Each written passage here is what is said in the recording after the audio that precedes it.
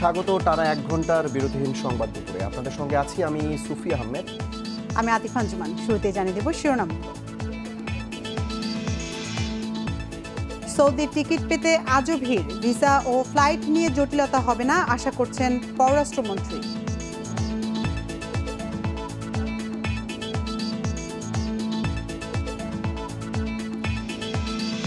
করোনায় অর্থনৈতিক কূটনীতিতে জোর দেওয়ার তাগিদ প্রধানমন্ত্রীর। খাদ্য ঘাটতি এড়াতে চলছে প্রস্তুতি।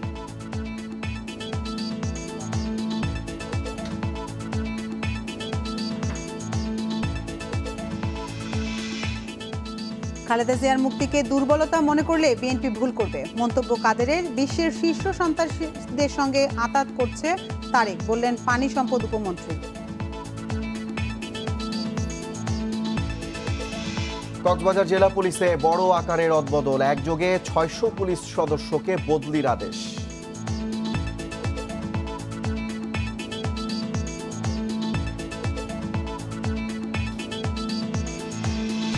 এবং পদ্মায় রেলের নকশা সংশোধনে সেতু ও রেল বিভাগের বিশেষজ্ঞরা, মতৈক্য না হলে দায়িত্ব বুয়েটে।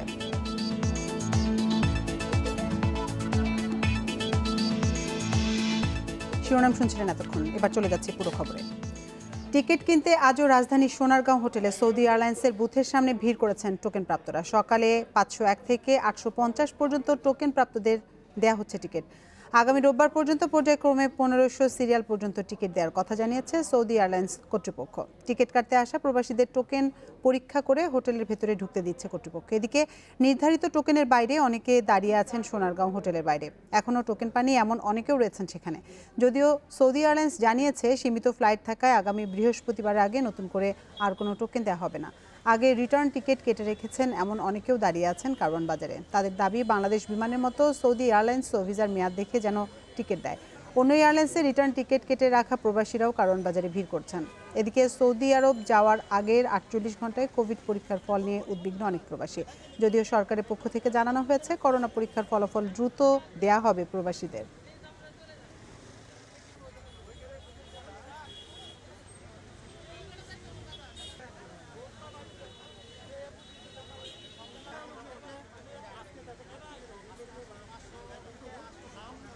মার্চের 14 তারিখে ফ্লাইট বন্ধ হয়ে গেছে। আমার ফিরতি টিকিট ছিল মার্চের 18 তারিখে। এখানে টোকেন সিস্টেম করছে এখন। আমি মনে করেন এখনো কোনো টিকিট পাই নাই। এখান থেকে বলতেছে আপনি 1 তারিখে আসেন। 1 তারিখে আসে আজও এখানে আমি টিকিট টোকেন পাবো কি পাবো না এখনো অনিশ্চয়তার মধ্যে আমি আছি। সৌদি আরবে 30 সেপ্টেম্বর শেষ হওয়া ইকামার মেয়াদ অটো নবায়ন হবে বলে জানিয়েছেন পররাষ্ট্রমন্ত্রী একে আব্দুল মোমেন। সকালে ফরেন সার্ভিস একাডেমির উদ্বোধনী অনুষ্ঠান শেষে একথা জানান তিনি। যাদের ভিসার মেয়াদ শেষ তাদেরকে মেয়াদ বাড়ানোর জন্য আবেদন করতে হবে বলেও জানান পররাষ্ট্রমন্ত্রী। এদিকে প্রবাসীদের ফেরতের বিষয়ে রোববার সৌদি পররাষ্ট্রমন্ত্রীর সঙ্গে বৈঠকে সৌদি আরবের ভিসা ও ফ্লাইট নিয়ে কোনো জটিলতা হবে না বলেও আশা প্রকাশ করেন তিনি। যাদের ওই দেশে চাকরি আছে ও যাদের যদি আপনার ইকামা বাদ হয় কিংবা যদি ভিসা বাদ হয় ওরা যেতে পারে। যাদের ওখানে চাকরি করেছেন ফিরে এসেছেন আবার চাকরি আছে ওরা অবশ্যই যেতে পারবে ইনশাআল্লাহ। ভিসার কোনো সমস্যা হবে না।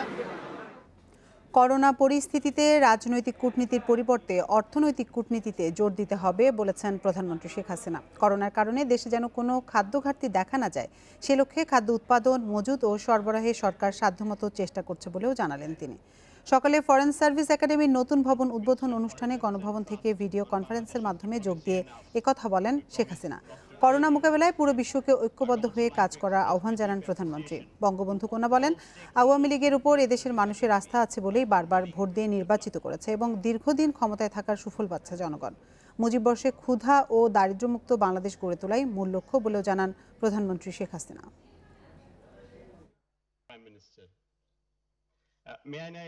May I request Honorable Prime Minister on the occasion of Mujib Borsho, namely Bangabandhu, Sheikh Hasina ও জাতিসংঘ বিশ্ব একেবারে গ্রাম পর্যায় পর্যন্ত আমরা অর্থ পৌঁছে দেওয়ার ব্যবস্থা নিয়েছি, খাদ্য নিরাপত্তার ব্যবস্থা আমরা করে যাচ্ছি এবং সবথেকে গুরুত্ব দিয়েছি আমাদের খাদ্যের উপর।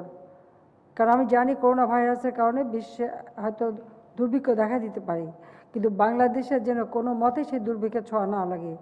তাই আমরা যতটুকু পারি খাদ্য উৎপাদন করা খাদ্য বিতরণ করা, দরিদ্র মানুষকে বিনা পয়সায় খাদ্য দেওয়া এবং খাদ্য নিশ্চয়তা আমরা দেওয়ার চেষ্টা চালিয়ে যাচ্ছি।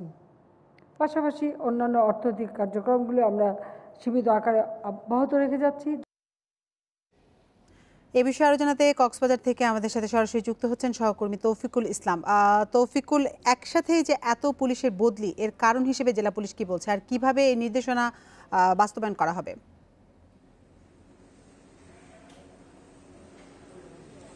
মূলত আমি যদি শুরু থেকে বলতে হয় তাহলে কনস্টেবল থেকে শুরু করে পুলিশ সুপার পর্যন্ত মোট 1349 জন পুলিশ সদস্য কক্সবাজারে আছেন। তাদের মধ্য থেকে ইতিমধ্যে পুলিশ সুপারকে বদলি করা হয়েছে এবং সেই সাথে সহকারী অতিরিক্ত পুলিশ সুপার থেকে পুলিশ সুপার এবং সহকারী পুলিশ সুপার মোট 8 জনকে বদলি করা হয়েছিল। এরপরে গতকালকে আমরা দেখেছি 34 জন ওসিকে বদলি করা হয়েছে। এর পর্যায়ে আসলে এসআই থেকে এসআই এবং এএসআই এই পর্যায়ে সবাইকেও বদলি করা হচ্ছে এবং আজকে সকালে যেটি আমরা পেয়েছি 600 পুলিশ সদস্যকে বদলি করা হয়েছে। সেখানে বিভিন্ন পদের রয়েছে বলে আমাদেরকে জানিয়েছেন পুলিশ সুপার। আমি সকালে কথা বলেছি পুলিশ সুপারের সাথে কক্সবাজার, তিনি বলছেন এটি একটি বদলি, এটি স্বাভাবিক প্রক্রিয়া এবং সরকারি চাকরি করতে গেলে বিভিন্ন তাদেরকে বদলি হতে হবে।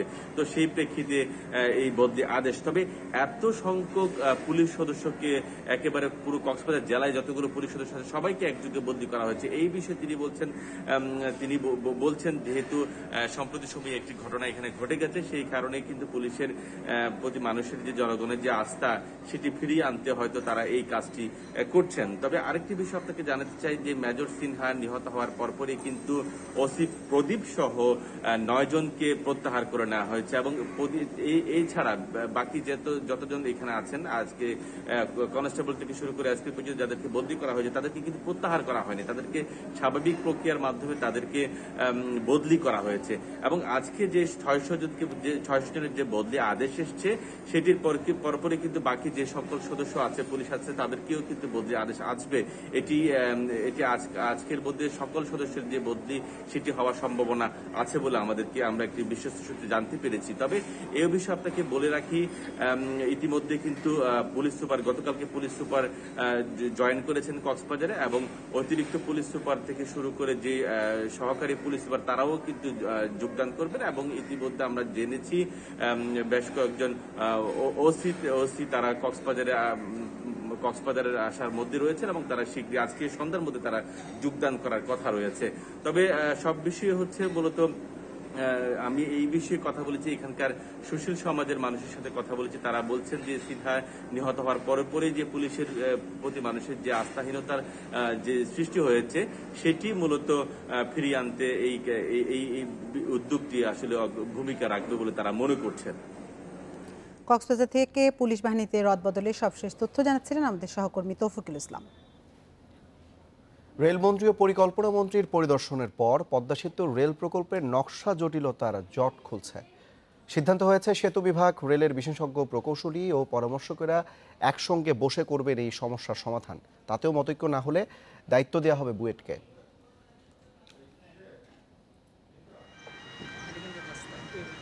পদ্মা সেতু প্রকল্প কর্তৃপক্ষ মাওয়া অংশের 14-15 নম্বর ও জাজিরা প্রান্তের 25-এর 2টি পিলারের নকশা নিয়ে আপত্তি জানায় আগস্টের শেষের দিকে।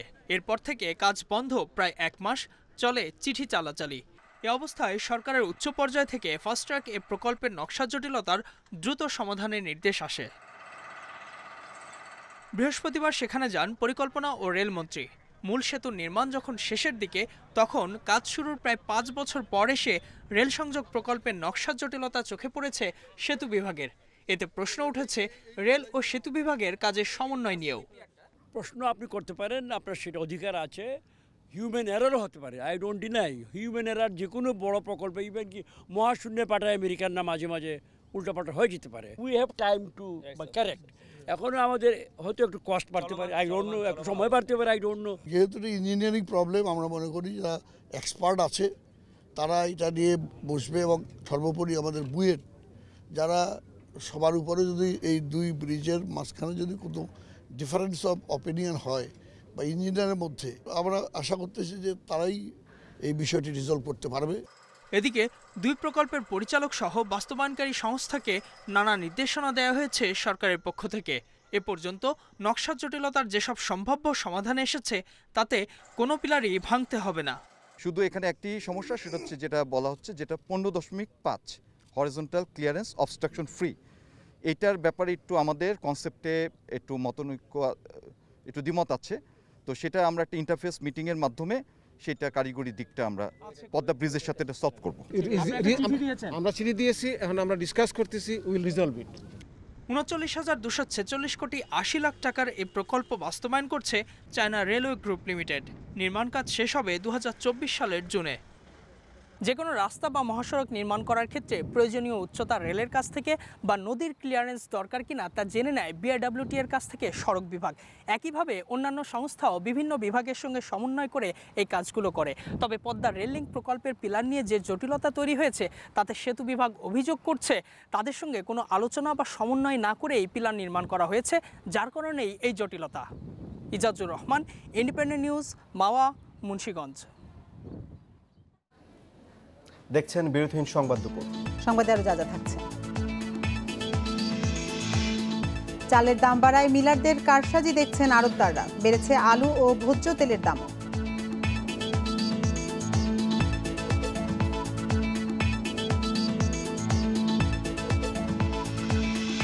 কুড়িগ্রাম, লালমনিরহাট, নীলফামারীতে পানিবন্দী 65,000 মানুষ। রংপুর, নোয়াখালী ও লক্ষ্মীপুরে ভাঙনে বিলীন গুরুত্বপূর্ণ স্থাপনা।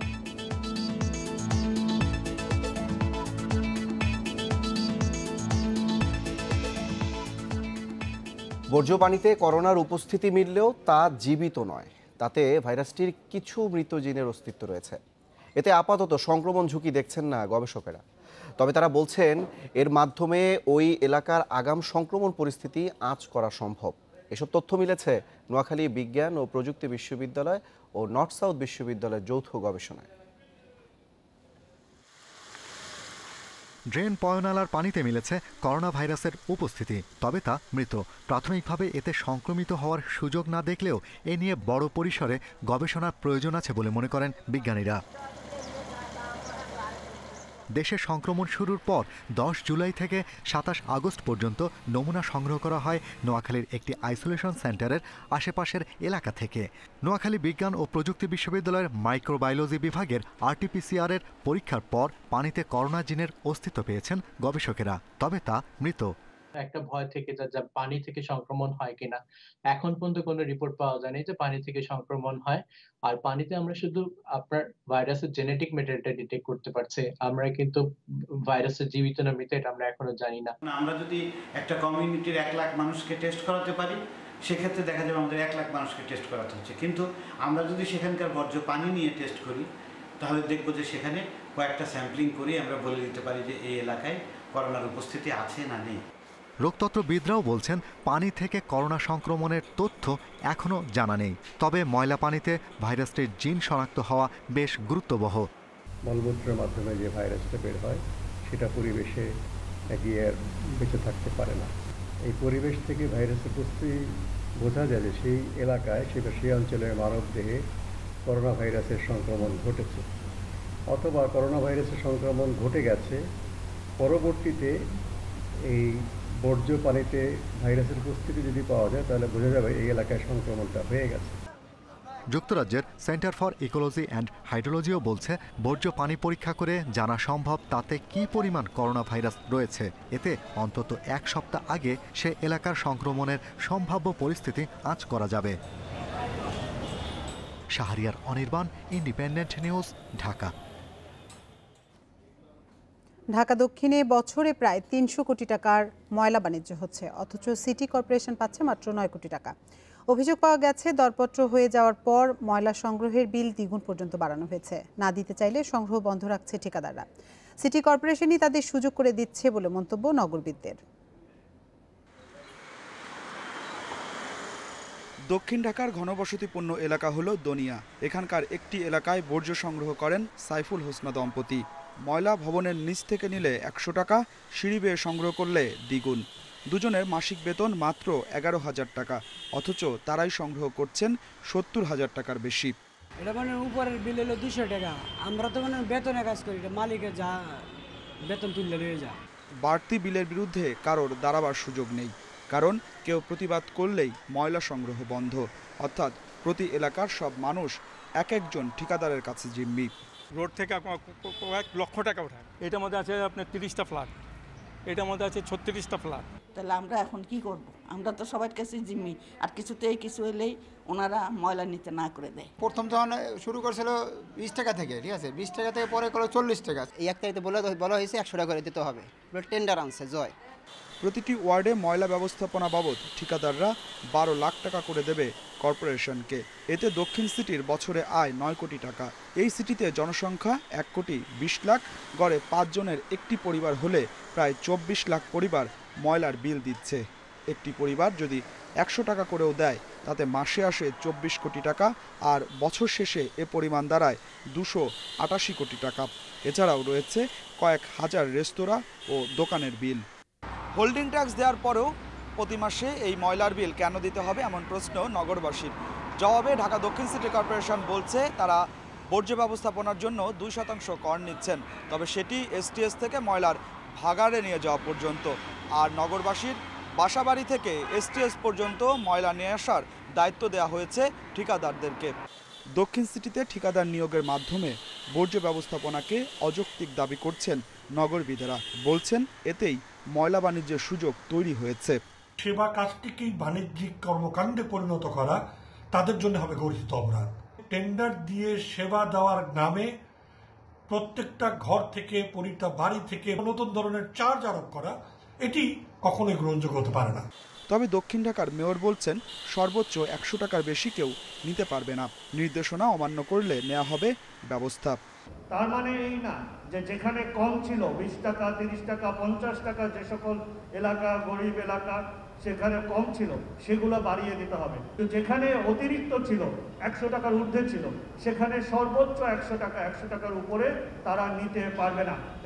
আগামীতে ওপেন টেন্ডারের মাধ্যমে ঠিকাদার নিয়োগের চিন্তা ঢাকা দক্ষিণ সিটি কর্পোরেশনের। Adilur Rahman, independent News, Dhaka.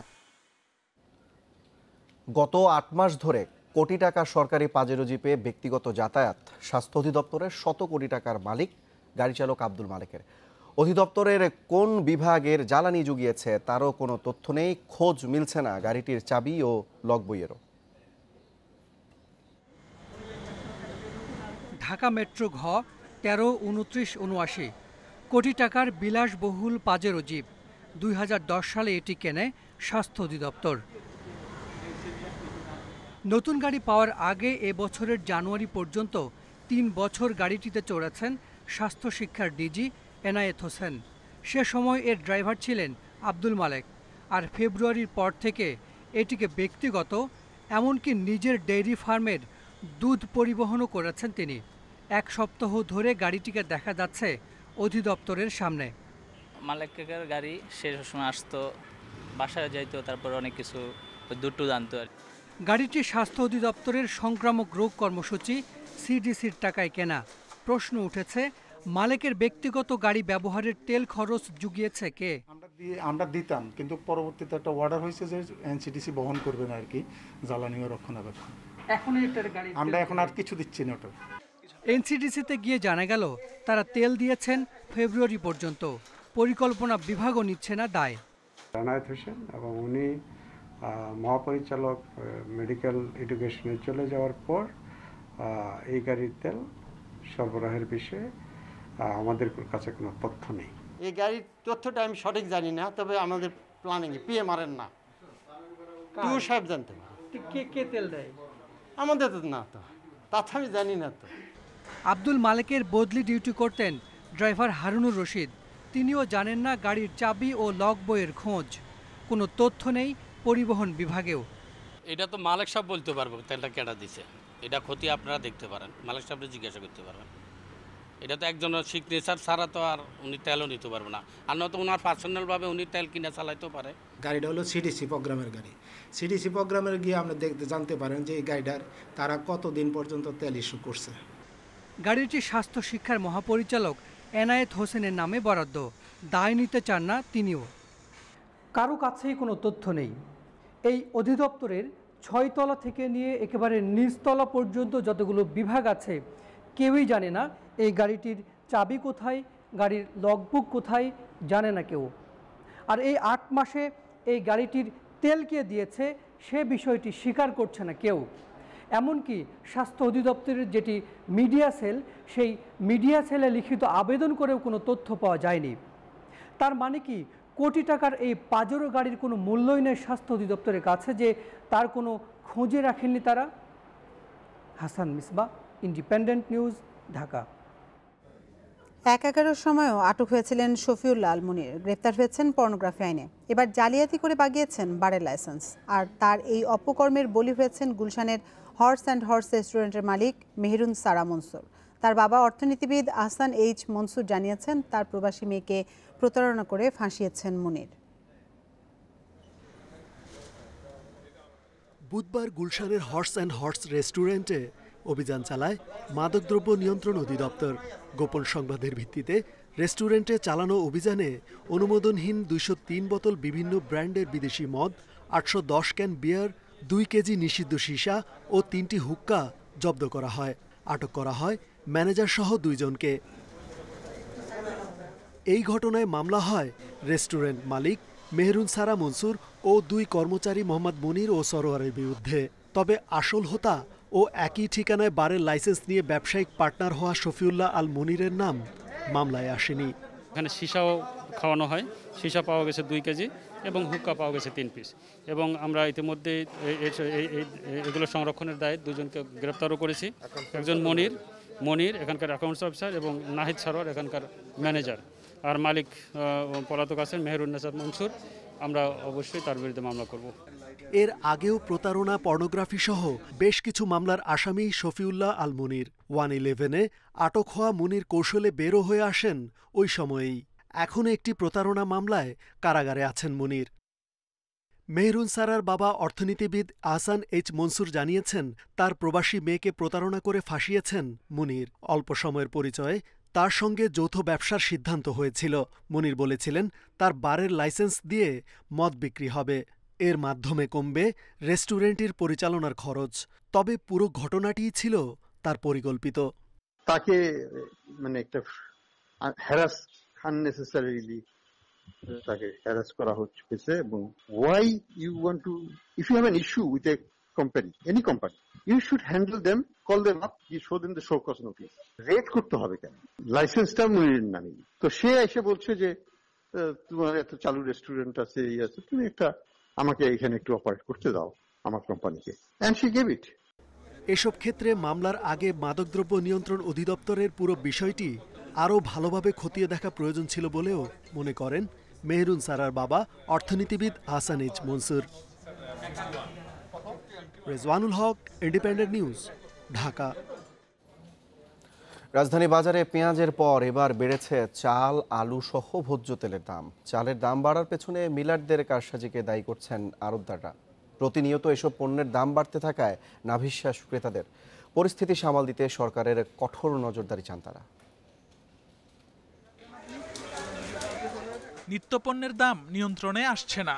শুক্রবার রাজধানীর বাজারে দেখা গেছে চাল, আলু, ভোজ্য তেল, পেঁয়াজ সহ পণ্যের দাম কমছে না।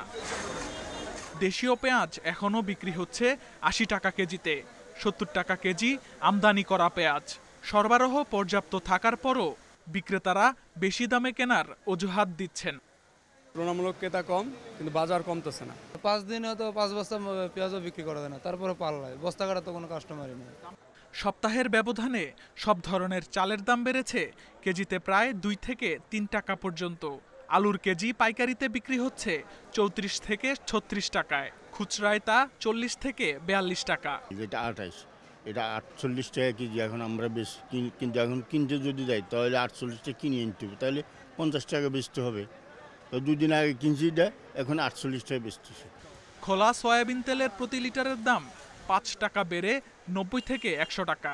বোতলজাত সয়াবিন তেলের দামও বাড়িয়েছে কোম্পানিগুলো। খোলা তেলের মানে সমপরিমাণ রেটে আসলে ইনটেকটা হয়ে গেছে। খোলা তেল যদি পিওর 1 নম্বর সয়াবিন নেন কেজি পরে 100 টাকা, ইনটেকে সমতুল্য কিন্তু ওই রেটটা পড়ে যায়। নিত্যপণ্যের দাম বাড়ার কারণে অন্যান্য ছুটির দিনের তুলনায় বাজারে ক্রেতা কম দেখা গেছে। আর বাজারে আসলেও প্রয়োজন অনুযায়ী পণ্য কিনতে হিমশিম অনেকে। অনুযায়ী দ্রব্যমূল্য অনেকটা বেশি, যদি একটু কম হইতো তাহলে ভালো হইতো। এই দিয়ে আসলে অত্যন্ত কষ্টকর জীবনযাপন করা। এই অবস্থায় সরকারি সংস্থাগুলোকে নিয়মিত বাজার তদারকির তাগিদ দিচ্ছেন বিশ্লেষকরা। Shamim Ahmed, Independent News, Dhaka. তিস্তা ও ব্রহ্মপুত্রের পানি বিপদসীমার নিচে থাকলেও তলিয়ে আছে কুড়িগ্রাম, লালমনিরহাট ও নীলফামারীর নিচু এলাকা। পানিবন্দী অন্তত ৬৫,০০০ মানুষ। জোয়ারের পানিতে রংপুর, নোয়াখালী ও লক্ষ্মীপুরে ভাঙনে বিলীন হচ্ছে গুরুত্বপূর্ণ স্থাপনা। ভারী বৃষ্টি ও উজানের ঢলে কুড়িগ্রামের ধরলা ও তিস্তা সহ সবকটি নদ নদীর পানি বেড়েই চলছে। দ্রুত পানি বাড়ায় কুড়িগ্রাম সদর, রাজারহাট, ফুলবাড়ি ও উলিপুর উপজেলা সহ ৯ উপজেলার শতাধিক চর নতুন করে প্লাবিত হয়েছে। পানিবন্দী ৫০,০০০ মানুষের যাতায়াতের একমাত্র মাধ্যম নৌকা ও কলাগাছের ভেলা। অন্তত 10টি গ্রামের ফসল শেষ হয়ে গেছে। 10টি গ্রামের আবাদ কিস্তি বালু মানে কোনো কিছু নাই। বাড়ি পানি উঠছে, ভাতের করে আমরা যায় না, বেড়া করে অসুবিধা হয়। কি করি খাই, খড়ি নেই, খেয়াল নাই, কি দি ভাতান দি খাই। তিস্তার পানি বিপদসীমার নিচ দিয়ে প্রবাহিত হলেও খুলে দেওয়া হয়েছে ব্যারেজের ৪৪টি গেট। তলিয়ে গেছে নীলফামারী ও লালমনিরহাটের নিচু এলাকার রোপা আমন। হঠাৎ করে পানি বেড়ে গেছে, রান্না বান্না করতে পারি না, আমাদের রান্নাঘর ডুবে গেছে। টানা বৃষ্টিতে চতুর্থবারের মতো বন্যার আশঙ্কা সুনামগঞ্জে। পাহাড়ি ঢলে এরই মধ্যে কয়েকটি সড়কে পানি উঠেছে। এতে জেলা শহরের সঙ্গে অভ্যন্তরীণ সড়কে যোগাযোগ বিচ্ছিন্ন রয়েছে। বিশেষ করে বিশম্বরপুর, তাহিরপুরের সাথে সংযোগ বিচ্ছিন্ন হয়ে গেছে। জোয়ারের পানিতে লক্ষ্মীপুরের রামগতি ও কমলনগর উপজেলার 10টি এলাকায় নতুন করে ভাঙন শুরু হয়েছে। হুমকির মুখে কমলনগরের মাতুব্বরনগর তীররক্ষা বাঁধ। বাড়ি ঘর মানুষের সব শেষ, বিভিন্ন মাছের পথে মাছগুলো সব চলে গেছে। রংপুরে ৫ম দফা বন্যা আর ভাঙনে গৃহহীন অন্তত ৩০০ পরিবার। ভাঙন রোধে কাজ করার কথা বলছে পানি উন্নয়ন বোর্ড।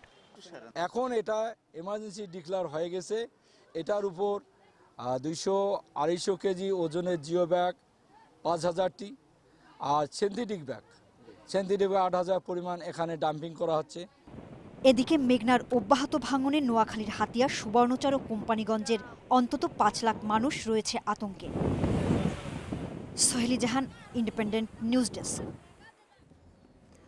এ বিষয়ে বিস্তারিত জানাতে নোয়াখালীর মেঘনার তীরে ভাঙনের সবশেষ পরিস্থিতি জানাতে আমাদের সাথে যুক্ত হচ্ছেন সহকর্মী আবু নাসের। আবু নাসের, নোয়াখালীতে ভাঙন রক্ষা এখন পর্যন্ত কি ধরনের উদ্যোগ নেওয়া হয়েছে আর স্থানীয়দের সহায়তায় কোনো ব্যবস্থা দেখছেন কিনা? নোয়াখালীতে এই নদী ভাঙনের এই সমস্যাটি কিন্তু দীর্ঘদিনের, অন্তত 10 বছর থেকে ভাঙন তীব্র আকার ধারণ করেছে। আমরা যদি কিছু পরিসংখ্যান দিই, পানি সম্পদ মন্ত্রণালয়ের তথ্য অনুযায়ী, পানি উন্নয়ন বোর্ডের নোয়াখালী জেলার তথ্য অনুযায়ী 260 কিলোমিটার বেড়িবাঁধ রয়েছে নোয়াখালীতে। এর মধ্যে 40 কিলোমিটার বেড়িবাঁধ এরই মধ্যে নদীগর্ভে বিলীন হয়ে গেছে। এছাড়া আরও 85 কিলোমিটার বেড়িবাঁধ ভাঙনের মধ্যে রয়েছে।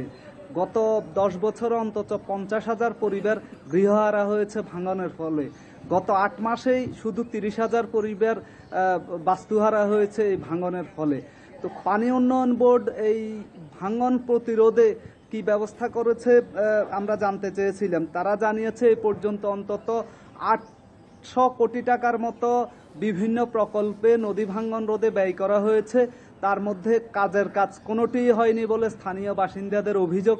তারা বলছেন প্রতি বছরে ভাঙন রোধে নতুন নতুন বেড়িবাঁধ নির্মাণ করা হয়, কিন্তু এই বেড়িবাঁধ আসলে টেকসই হয় না। পরের বছরে নদীগর্ভে বিলীন হয়ে যায় ভাঙনের তীব্রতার কারণে। এক্ষেত্রে স্থানীয় জনগণের দাবি হচ্ছে যে টেকসই একটি পরিকল্পনার মধ্য দিয়ে ভাঙন রোধে কার্যকর পদক্ষেপ নেওয়ার জন্য। এবং এ বিষয়ে পানি উন্নয়ন বোর্ড জানিয়েছে যে 25,000 কোটি টাকা ব্যয়ে নোয়াখালীর উপকূলীয় অঞ্চলে, নোয়াখালী, ফেনী, লক্ষ্মীপুর উপকূলীয় অঞ্চলে সুপার ডাইক নির্মাণ করা হলেই শুধুমাত্র ভাঙনের কবল থেকে এই অঞ্চলের মানুষকে রক্ষা করা যাবে। 65 কিলোমিটার উপকূল জুড়ে। আবু নাসের, আপনি আরো তথ্য সংগ্রহ করুন, পরবর্তীতে প্রয়োজনে আমরা আবার আপনার সাথে যোগাযোগ করব। নোয়াখালী থেকে মেঘনা নদী ভাঙনের সবশেষ তথ্য জানাচ্ছিলেন আমাদের সহকর্মী। আপনারা দেখছেন 1 ঘন্টা বিরতিহীন সংবাদ দুপুর। সংবাদে আরও যা থাকছে, করোনায় বিশ্বে একদিনে 3,15,000 রোগী শনাক্ত, বেশিরভাগই এশিয়ায়, মৃত্যু আরও 5,800।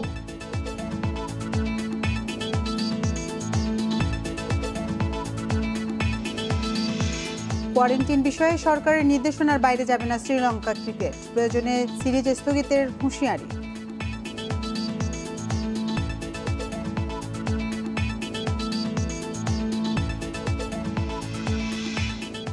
রাজধানীর মোহাম্মদপুরের তাজমহল রোডের একটি বাসা থেকে ঢাকা বিশ্ববিদ্যালয়ের সাবেক শিক্ষার্থী জাকারিয়া বিন হক শুভর মরদেহ উদ্ধার করেছে পুলিশ। বৃহস্পতিবার সন্ধ্যায় নিহতের ভাড়া বাসা থেকে তার মরদেহ উদ্ধার করে পুলিশ। তবে নিহতের স্বজন ও বন্ধুদের অভিযোগ, তাকে পরিকল্পিতভাবে শ্বাসরোধ করে হত্যা করা হয়েছে। প্রায় ১ বছর আগে নিজেদের পছন্দে ভালোবেসে বিয়ে করে শুভ ও নীরা দম্পতি। ঢাকা বিশ্ববিদ্যালয়ের সাবেক এই দুই শিক্ষার্থী বিয়ের কিছুদিন পরে ওঠেন মোহাম্মদপুরের তাজমহল রোডের ভাড়া করা বাসায়। শুভ একটি বেসরকারি টেলিফোন কোম্পানিতে আর স্ত্রী নীরা চাকরি করেন ব্র্যাক বিশ্ববিদ্যালয়ে। নিহতের শাশুড়ি জানান, বিকেলে অফিস থেকে বাসায় ফেরার পর ধূমপান করা নিয়ে স্ত্রীর সঙ্গে শুভর ঝগড়া ও কথা কাটাকাটি হয়। এতে রাগান্বিত হয়ে দুইজন ফ্ল্যাটের ২ রুমে চলে যান। মাগরিবের আজানের সময় স্ত্রী নীরা শুভকে ফ্যানের সঙ্গে গলায় ফাঁস দিয়ে ঝুলে থাকতে দেখেন। যদিও স্বজনদের দাবি, শুভকে শ্বাসরোধ করে হত্যা করা হয়েছে। শুভ অফিস থেকে যাওয়া, অফিস থেকে আসা, এর ভিতরে তাকে 40 বার গার্ড দেওয়া হইতো। সে কার সাথে কথা বলতেছে, কোথায় যাচ্ছে। এই মেয়ে যা যন্ত্রণা করছে এই 1 বছরে, সেটা আপনারা চিন্তা করতে পারবেন না। একটা সুইসাইড যদি কেউ করে, অবশ্যই দরজাটা লক করবে। দরজা কোনো লক নেই, ভাঙার কথা। দরজা ভেঙে তারপরে রুমে ঢোকার কথা। দরজা স্বাভাবিক খোলা, ঢুকে দেখি ও নিচে শুয়ে আছে, আর একটা অন্য অর্ধেকটা উপরে। পরে বিষয়টি জানলে মরদেহ উদ্ধার করে পুলিশ। এ সময় শুভর গলায় একটি ওড়না পেঁচানো ছিল এবং বাকি অংশ ফ্যানের সঙ্গে ঝুলানো ছিল বলে জানায় পুলিশ। শুভ আত্মহত্যা করেছে কিনা নাকি তাকে হত্যা করা হয়েছে সে বিষয়টি নিশ্চিত না হলেও তার গলায় আঘাতের চিহ্ন পাওয়া গেছে বলে জানিয়েছে পুলিশ। গলায় দাগ পাওয়া গেছে। এটা সুরতাল রিপোর্ট আসলে তখন আমরা বুঝতে পারবো যে আসলে ঘটনাটা কি, প্রকৃত ঘটনাটা তখনই বোঝা যাবে। আমরা তো প্রাথমিকভাবে এটাই দেখতে পেলাম যে আপনার গলায় দাগ আছে। মরদেহ উদ্ধার করে ময়নাতদন্তের জন্য শহীদ সোহরাওয়ার্দী মেডিকেল কলেজ হাসপাতাল মর্গে পাঠানো হয়েছে। Hasif Mahmud Shah, independent News, Dhaka.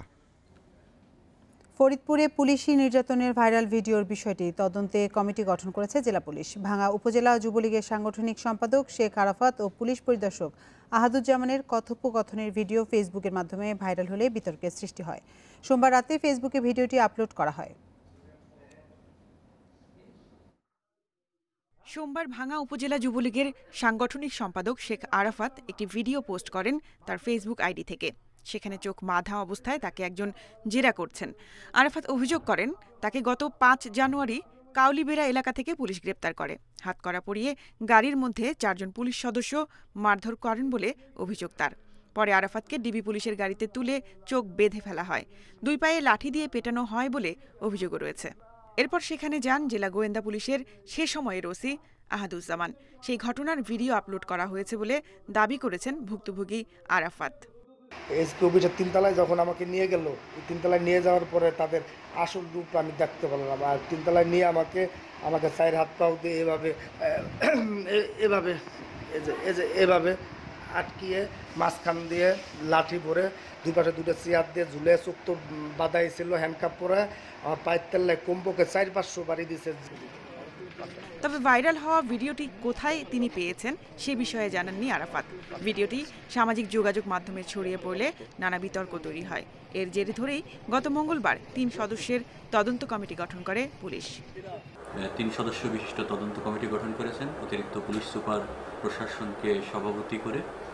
তো আমরা এটার কাজ শুরু করেছি। আমরা আশা করছি তদন্ত কাজ শেষ করে দ্রুতই প্রতিবেদন দাখিল করতে পারব। পুলিশ জানায়, রাজনৈতিক প্রভাবমুক্ত হয়েই বিষয়টি তদন্ত করা হচ্ছে। এই ঘটনায় 7 দিনের মধ্যে রিপোর্ট দেওয়া হবে বলে জানিয়েছে পুলিশ। Independent news desk. বিশ্বে একদিনে করোনায় আরও 5,800 মানুষের মৃত্যু হয়েছে। নতুন শনাক্ত হয়েছে প্রায় 3,15,000 রোগী। এর মধ্যে শুধু এশিয়াতেই আক্রান্ত 1,02,000-এরও বেশি। আর ইউরোপে নতুন সংক্রমিতের সংখ্যা 64,000। বিশ্বে পর্যন্ত প্রাণ গেছে 9,87,000-এর বেশি মানুষের। মোট আক্রান্তের সংখ্যা ছাড়ালো 3,24,00,000। করোনা ভাইরাস যেন স্থায়ীভাবে জেঁকে বসেছে ভারতে। দেশটিতে কোনোভাবেই কমছে না প্রাদুর্ভাব। 24 ঘন্টায় আবারও সবচেয়ে বেশি সংক্রমণ ও মৃত্যু সেখানে। শনাক্ত হয়েছে প্রায় 86,000। এ নিয়ে দেশটির মোট আক্রান্তের সংখ্যা ছাড়িয়েছে 58 লাখ। ভারতে নতুন করে প্রাণ গেছে 1144 জনের। এ নিয়ে মোট প্রাণহানি 92,000-এর বেশি। এদিকে করোনায় আক্রান্ত হয়ে হাসপাতালে চিকিৎসা নিচ্ছেন দিল্লির উপমুখ্যমন্ত্রী মনীষ সিসোদিয়া। যুক্তরাষ্ট্রে গত কয়েকদিনের তুলনায় কিছুটা কমেছে মৃত্যু। একদিনে মৃত্যু হয়েছে 900-র বেশি মানুষের। মোট মৃতের সংখ্যা 2,07,000। নতুন প্রায় 45,000 রোগী নিয়ে যুক্তরাষ্ট্রের সংক্রমিতের সংখ্যা 71 লাখ ছাড়িয়েছে। 24 ঘন্টায় ব্রাজিলে মৃত্যু হয়েছে 818 জনের। এ নিয়ে দেশটির প্রাণহানি দাঁড়ালো প্রায় 1,40,000। নতুন করে ভাইরাস মিলেছে 32,000-এরও বেশি মানুষের দেহে। আর্জেন্টিনায় একদিনে প্রাণ গেছে 390 জনের। দেশটিতে নতুন রোগী শনাক্ত হয়েছে প্রায় 13,500। চিকিৎসকদের সংকট দেখা দেওয়ায় ইতিমধ্যে দেশটিতে রোগীদের সেবা দিতে হিমশিম খাচ্ছে কর্মরত চিকিৎসকরা।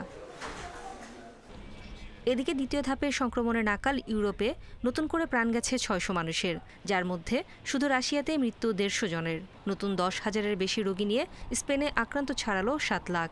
দেশটিতে কড়াকড়ি শিথিলের জন্য এখনও বিক্ষোভ চলছে রাজধানী মাদ্রিদে। ফ্রান্সে নতুন রোগী শনাক্ত হয়েছে 16,000-এর বেশি, যা ইউরোপের দেশগুলোর মধ্যে সর্বোচ্চ। ইসরায়েলে আবারও 2 সপ্তাহের জন্য লকডাউন ঘোষণা করেছে প্রধানমন্ত্রী বেঞ্জামিন নেতানিয়াহু। তবে সরকারের এই সিদ্ধান্তে নাখোশ ইসরায়েলি জনগণ। লকডাউন প্রত্যাহারের দাবিতে দেশটির পার্লামেন্টের সামনে বিক্ষোভ করছে কয়েকশো মানুষ। নুরে জান্নাত, ইন্ডিপেন্ডেন্ট নিউজ। শর্ত শিথিলের চেষ্টায় ব্যর্থ শ্রীলঙ্কা ক্রিকেট বোর্ড। প্রধান নির্বাহী অ্যাশলি ডি সিলভা বলছেন, বাংলাদেশ দলকে লঙ্কা সফর করতে হলে মানতে হবে স্বাস্থ্য মন্ত্রণালয়ের সব শর্ত, না হলে সিরিজ স্থগিত করা ছাড়া উপায় নেই। অন্যদিকে এসএলসি সেক্রেটারি অবশ্য বিসিবির সঙ্গে আলোচনায় সমঝোতার আশা করছেন। বলেছেন, খুব দেরি না করে সফরে আসবে বাংলাদেশ। লঙ্কা যাত্রার অনিশ্চয়তায় বাধাগ্রস্ত পরিকল্পনা। যদিও জৈব সুরক্ষা বলয়ে ঠিকঠাক চলছে টাইগার ক্যাম্প। শর্ত পুনর্বিবেচনায় লঙ্কান বোর্ড কত দূর এগোলো, আনুষ্ঠানিক বার্তা কি, তার অপেক্ষায় আছে বিসিবি। কোয়ারেন্টিনের শর্ত শিথিলের চেষ্টায় এসএলসি দেশটির স্বাস্থ্য মন্ত্রণালয় আর কোভিড টাস্কফোর্সের সাথে বৈঠক করেছে একাধিকবার। তাতে অবস্থানের পরিবর্তন হয়নি। এখন লঙ্কা থেকে বল আবারও বিসিবির কোর্টে। আমরা কোভিড টাস্কফোর্সের দেয়া গাইডলাইন অনুসরণ করব। বাংলাদেশ যদি এসব নিয়ম মানতে প্রস্তুত না থাকে, প্রয়োজনে সিরিজটি স্থগিত করতে হবে।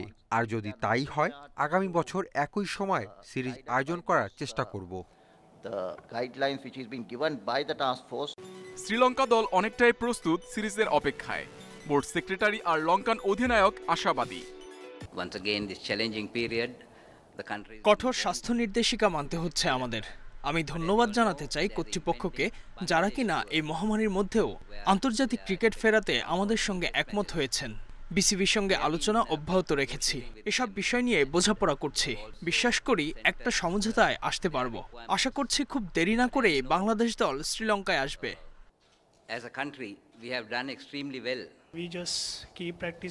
ট্রেনিং করে যাচ্ছি। আন্তর্জাতিক ক্রিকেটের জন্য মানসিকভাবে প্রস্তুত হচ্ছে আমরা। আশা করি বাংলাদেশ আসবে। আমরা অপেক্ষায় আছি। শর্ত শিথিলের বিষয়টি শুধু দুই বোর্ডের আলোচনায় সীমাবদ্ধ নয়। এখন লঙ্কান সরকারের সবুজ সংকেত নেই। এখন বিসিবি কি করবে? ছাড় দিয়ে সফরে যেতে রাজি হবে কি Bangladesh? Mohammad Nazim, independent news. English league কাপে দাপুটে জয় দিয়ে চতুর্থ রাউন্ডে লিভারপুল লিঙ্কন সিটিকে 7-2 গোলে বিধ্বস্ত করেছে অল রেডস। আরেক ম্যাচে বোর্নমাউথকে 2-1 গোলে হারিয়েছে ম্যানচেস্টার সিটি। লিঙ্কন সিটির বিপক্ষে 9 মিনিটে গোলের উৎসব শুরু করেন জেরদান শাকিরি। 9 মিনিট পর ব্যবধান দ্বিগুণ করেন মিনামিনো। পরে কার্টিস জোনসের জোড়া গোলে 4-0-তে এগিয়ে বিরতিতে যায় লিভারপুল। প্রথমার্ধের দাপট অব্যাহত থাকে দ্বিতীয়ার্ধে। 46 মিনিটে গোলের জোড়া পূর্ণ করেন মিনামিনো। 6 মিনিটের ব্যবধানে জোড়া গোলে ম্যাচে ফেরার ইঙ্গিত দেয় লিঙ্কন সিটি। এর মাঝে মার্কো গ্রুজিস অলরেডদের ব্যবধান বাড়ান। ম্যাচ শেষের আগ মুহূর্তে স্কোরশিটে নাম লেখান ডিভো করিগি। চতুর্থ রাউন্ডে আর্সেনালের মুখোমুখি হবে ক্লপের দল। ব্রাইটনের চ্যালেঞ্জ নেবে ম্যান ইউনাইটেড। ওয়েস্ট হ্যামের প্রতিপক্ষ এভারটন আর নিউক্যাসল লড়বে নিউপোর্টের বিপক্ষে।